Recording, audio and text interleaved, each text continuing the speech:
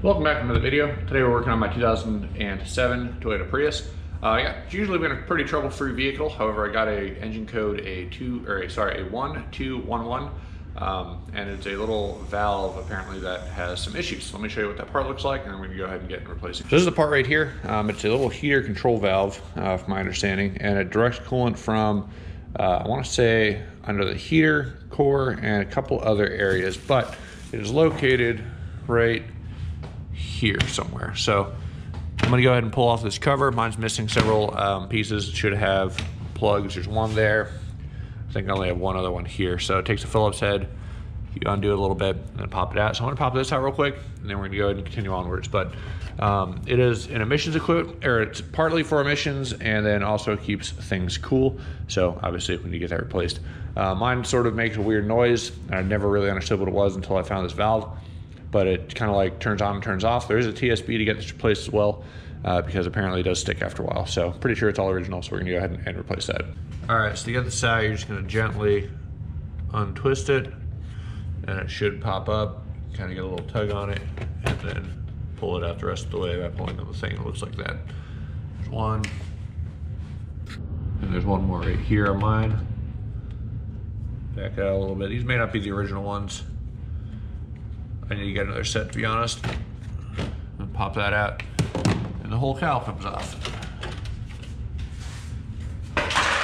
All right, so this is underneath here, and I want to say you're supposed to do this from the bottom. However, that's our valve right here. You can see a little white dot on there. It's supposed to be one of the coolant lines, or is rather, not supposed to be, but is. There's our plug right here, and then we have two bolts, one over here, you may not be able to see, and the one on the side. It looks like we can get to this pretty easily from the top. So basically, so don't lose all our coolant, I'm gonna get a pair of vice grips. I'm gonna pinch off one line, undo it, pinch off the next line, undo it, and then we'll do the very bottom line when we actually pull it up and out. So that's the plan.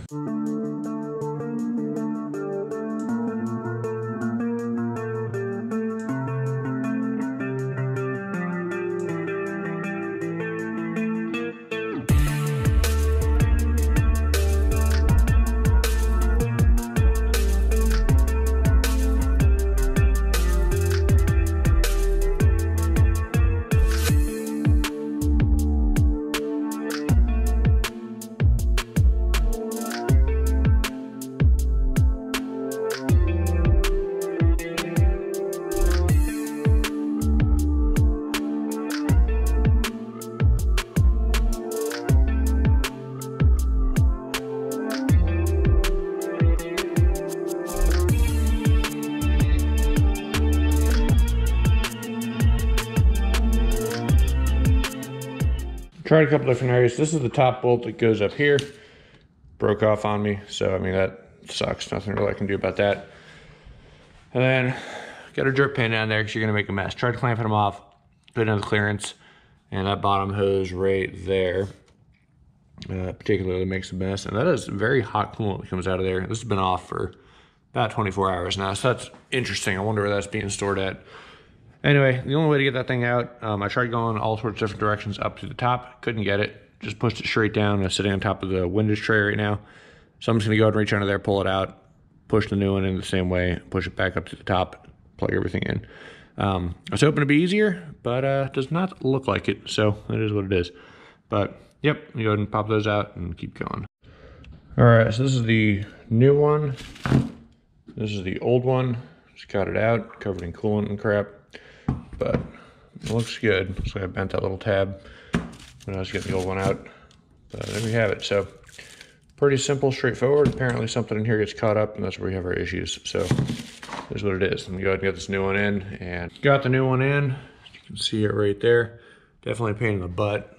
I also successfully drained most of my coolant. So gonna go ahead and refill that. Yeah, she's bone dry. It looks like there's a big hose that comes off the bottom, runs around to here. I don't know.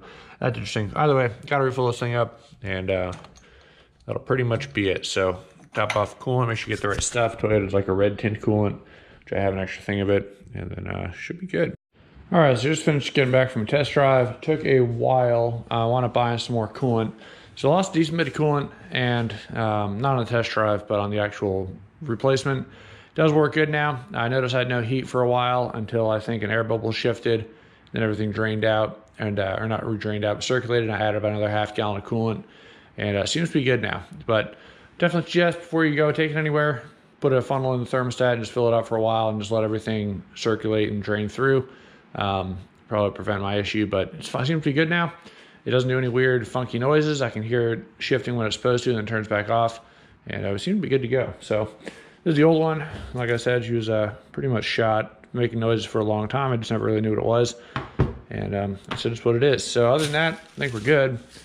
I was going to go ahead and do it. Hopefully you found this useful. If not, there's some other good videos out there. I apologize if mine was not super helpful with this, but it is what it is, and it's done. Definitely a pain in the butt to work in this engine bay. But without further ado, thanks for watching, guys, and I'll see you in the next one.